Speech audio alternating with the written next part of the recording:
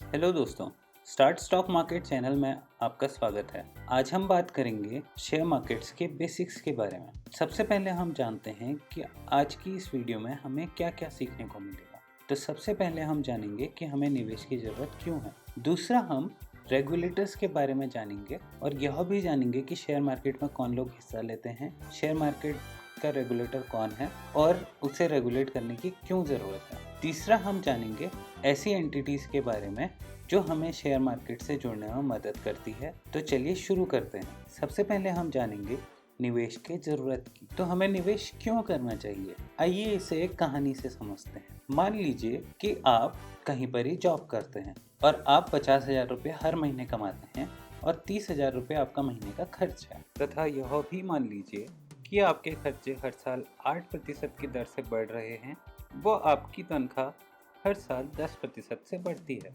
आपकी मासिक बचत 20,000 रुपये रहती है।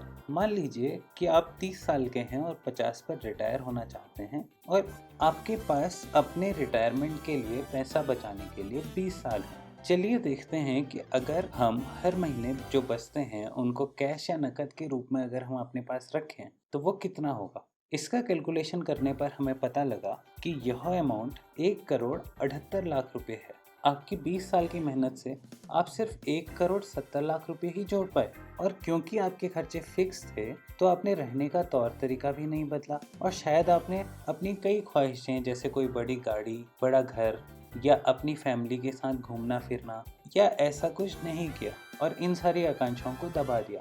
क्योंकि आपके खर्चे हर साल 8% से बढ़ रहे हैं तो हमने ये जानने की कोशिश करी कि अगर इस 1.7 करोड़ को खर्च किया जाए तो इसमें कितना समय लगेगा। तब हमें पता लगा कि 1.7 करोड़ रुपए खर्च सिर्फ 8 साल में ही हो जाएंगे। क्या आप अपने रिटायरमेंट के 8 साल बाद फिर से पैसे कमाने जाएंगे? मेरे ख्याल से यह संभव नहीं है। तो हमने इसका कोई उपाय निकालने की कोशिश करी। तो हमने एक दूसरा विकल्प बनाया। मान लीजिए कि अगर आपने अपने प्रति माह बचाए हुए 20,000 रुपये को किसी ऐसी जगह निवेश किया होता जिसमें कि आपको सालाना 12% रिटर्न मिलता, तो आपकी स्थिति क्या होती। तो जब हमने ये कैलकुलेट किया तो हमें पता लगा कि इस बार आपके पैसे 1.7 करोड़ के बजाय 4.26 करोड़ रुपए हैं, जो कि पुरानी राशि से लगभग 2.5 गुना है। इस बढ़त का साफ मतलब है कि आप रिटायरमेंट के बाद अपनी ज़िंदगी ज़्यादा सुकून से काट पाएंगे। इसका मतलब यह है कि अगर आप किसी ऐसी जगह निवेश करते हैं जहां आपको कुछ रिटर्न मिले तो आप एक बेहतर स्थिति में हो सकते हैं।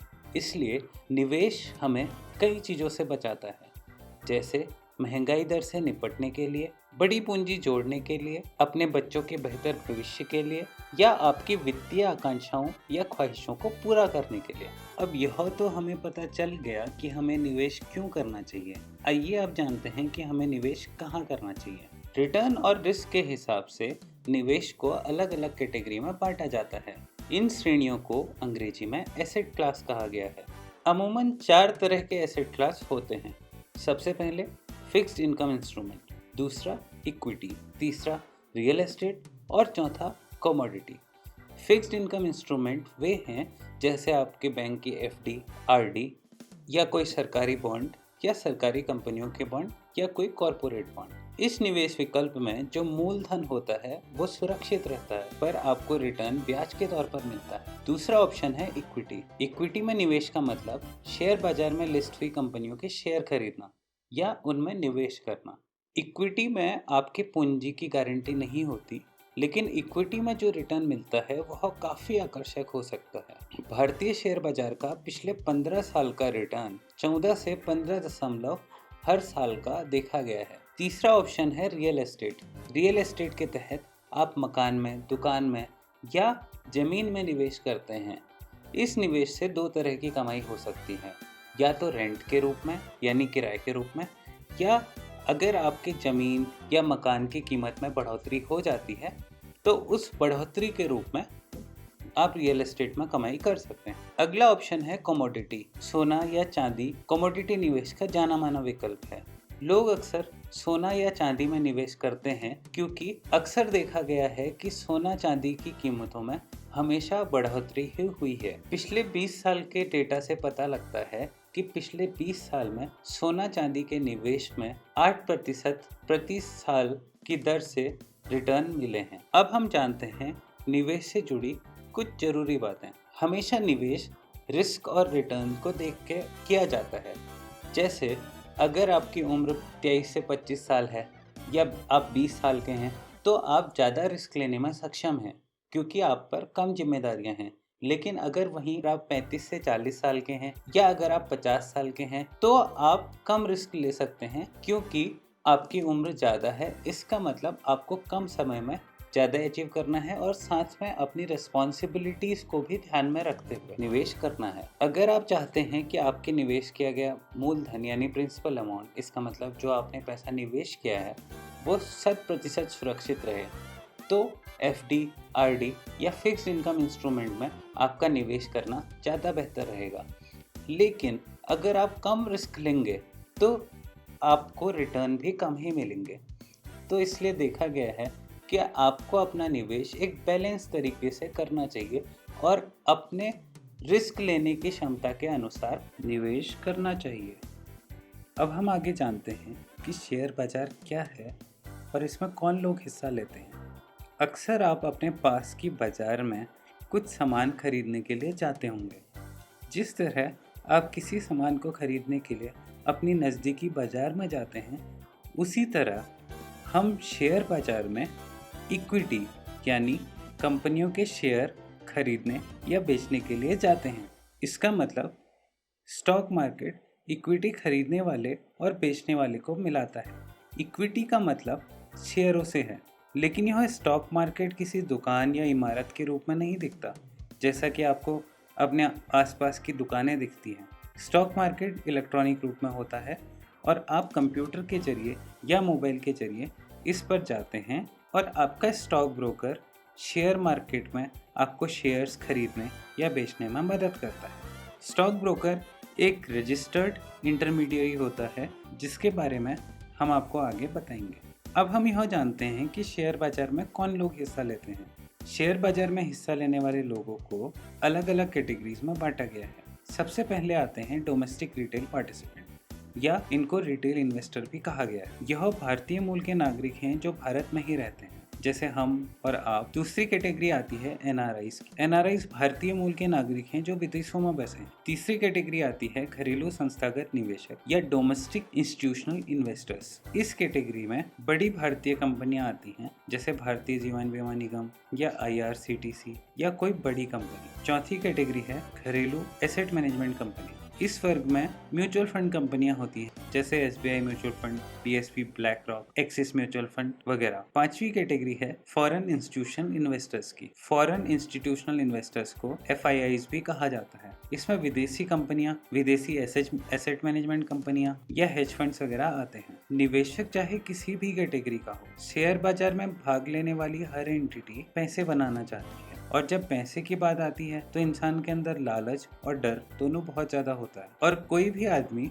अपना फायदा करने के लिए दूसरे को नुकसान पहुंचा सकता है। इसलिए हमें शेयर बाजार में रेगुलेटर्स की भी जरूरत होती है। भारत में शेयर बाजार का रेगुलेटर है securities and exchange board of India, जिसे हम सेबी के नाम से भी जानते हैं। सेबी का काम है कि भारतीय स्टॉक एक्सचेंज अपना काम सही तरीके से करें, स्टॉक ब्रोकर्स और सब ब्रोकर्स नियमानुसार काम करें, शेयर बाजार में हिस्सा लेने वाला कोई भी इंसान गलत काम ना करे, कंपनियां शेयर मार्केट का इस्तेमाल सिर्फ खुद के फायदे के लिए ना करें और इन्वेस्टर्स को भी उससे फायदा हो, छोटे निवेशकों की हित की रक्षा हो, बड़े निवेशक जिसके पास बड़ी पूंजी है वे अपने हिसाब से बाजार में हेरफेर ना करें तथा पूरे शेयर बाजार का विकास हो। अगर सरल भाषा में कहा जाए तो सेबी को सब पता होता है कि आप शेयर बाजार में क्या कर रहे हैं। अगर आपने कुछ भी गैरकानूनी किया तो आपके खिलाफ एक्शन लिया जाएगा। शेयर मार्केट रेगुलेटर की इसलिए भी जरूरत पड़ जाती है क्योंकि भारत में शेयर बाजार से जुड़े कई स्कैम हो चुके हैं, जिसमें से सबसे फेमस स्कैम हर्षद मेहता वाला केस है।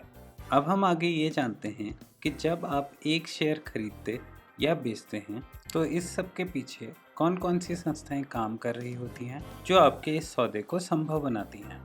सबसे पहले हम बात करते हैं स्टॉक ब्रोकर के बारे में। स्टॉक ब्रोकर शेयर बाजार का सबसे महत्वपूर्ण इंटरमीडियरी है। इसके बारे में जाने बगैर आपका काम नहीं चलने वाला। स्टॉक ब्रोकर एक तरीके से आपके लिए शेयर बाजार का दरवाज़ा है। शेयर बाजार में आने के लिए या इसमें भाग लेने के लिए आपको किसी ब्रोकर के पास ट्रेडिंग अकाउंट खोलना ज़रूरी होता है। आप अपना ब्रोकर अपनी मर्जी से पसंद कर सकते हैं। ब्रोकर आपको कुछ ज़रूरी सुविधाएं देता है, जैसे बाजार में शेयर खरीदने या बेचने की सुविधा, ट्रेडिंग के लिए मार्जिन का मतलब होता है कि आपको कुछ पैसे उधार में देना, जिसके बारे में हम आगे चर्चा करेंगे। मान लीजिए अगर आपका इंटरनेट नहीं चल रहा है तो आपको ब्रोकर कॉल एंड ट्रेड की भी सुविधा देता है। ब्रोकर आपको एक ट्रेडिंग टर्मिनल देता है, जिससे कि आप मोबाइल ऐप या कंप्यूटर के जरिए या वेब ब्राउज़र के जरिए शेयर्स को खरीद या बेच सकते हैं। ब्रोकर आपके बैंक अकाउंट और ट्रेडिंग अकाउंट के बीच में पैसा ट्रांसफ़र करवाने का भी काम करता है। ब्रोकर ही आपका पूरा लेजर बनाता है, जिससे कि आपको यह पता लगता है कि आपने पहले कौन कौन से शेयर खरीदे और बेचे, और साथ में हर सौदे का कॉन्ट्रैक्ट नोट भी जारी करना ब्रोकर का काम होता है। अपनी तरफ से दी गई इन सुविधाओं के लिए ब्रोकर आपसे एक फ़ीस लेता है, जिसे ब्रोकरेज चार्ज कहते हैं। हर ब्रोकर की यह फीस अलग अलग होती है। आपको वह ब्रोकर चुनना होता है जहां फीस और सुविधाओं का सही संतुलन हो। अगली संस्था है डिपॉजिटरी और डिपॉजिटरी पार्टिसिपेंट। जब आप किसी शेयर को खरीदते हैं तब आप वास्तव में उस कंपनी में अपनी हिस्सेदारी खरीद रहे हैं। इसका मतलब जरूरत पड़ने पर आपको अपनी हिस्सेदारी साबित करने के लिए शेयर सर्टिफिकेट को संभाल कर रखना होता है, क्योंकि उसी में सारी जानकारी लिखी होती है कि आपके पास कंपनी का कितना हिस्सा है। 1996 तक शेयर सर्टिफिकेट कागज के रूप में होता था, लेकिन उसके बाद शेयर सर्टिफिकेट डिजिटल तरीके से जारी होने लगे तथा कागज के शेयरों को डिजिटल में बदलने की प्रक्रिया को डीमैटेरियलाइजेशन कहा जाता है, जिसे छोटे में डीमैट कहा जाने लगा। 1996 के बाद इन डीमैट शेयरों को डिजिटली रखने की जरूरत आ पड़ी और तब से एक डीमैट अकाउंट जरूरी हो गया। डीमैट अकाउंट की सुविधा देने के लिए डिपॉजिटरी को बनाया गया। डिपॉजिटरी आपको डीमैट अकाउंट की सुविधा प्रदान करता है, ताकि आप अपने सभी शेयर सर्टिफिकेट्स को एक डिजिटल फॉर्म में रख सकें।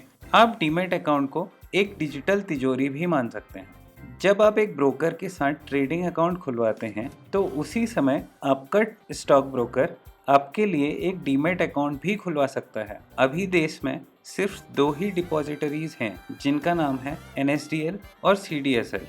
NSDL और CDSL में डीमैट अकाउंट खुलवाने के लिए आप सीधे इन संस्थाओं के पास नहीं जा सकते, इसलिए आप डीमैट अकाउंट खुलवाने के लिए अपने शेयर ब्रोकर के पास ही जाते हैं और वो आपके लिए NSDL या CDSL में डीमैट अकाउंट खुलवाते हैं। इसलिए उनको डिपॉजिटरी पार्टिसिपेंट भी कहा जाता है, क्योंकि वो आपके लिए डीमैट अकाउंट खुलवाते हैं। इस तरह डिपॉजिटरी के होने की वजह से आपके शेयर्स डिजिटल फॉर्मेट में सुरक्षित रहते हैं। अगली संस्था जिसके बारे में हम बात करेंगे वह है बैंक। शेयर बाजार के मामले में बैंक की भूमिका काफी सीधी होती है। आप अपने बैंक अकाउंट से अपने ट्रेडिंग अकाउंट में पैसे ट्रांसफर करते हैं ताकि आप शेयर्स को खरीद पाएं, और जब आप शेयर्स को बेचते हैं तो आप उसी ट्रेडिंग अकाउंट से वापस अपने बैंक अकाउंट में पैसा ट्रांसफर कर सकते हैं। आप अपने कई बैंक अकाउंट अपने ट्रेडिंग अकाउंट से जोड़ सकते हैं, जैसे आप किसी भी ब्रोकर में एक प्राइमरी बैंक अकाउंट जोड़ सकते हैं और 3 सेकेंडरी बैंक अकाउंट को ट्रेडिंग अकाउंट से जोड़ सकते हैं। आप शेयर खरीदने के लिए पैसे इनमें से किसी भी बैंक अकाउंट में डाल सकते हैं, लेकिन बेचते समय पैसे सिर्फ प्राइमरी अकाउंट में ही आएंगे। अगली संस्था जिसके बारे में हम बात करेंगे वो है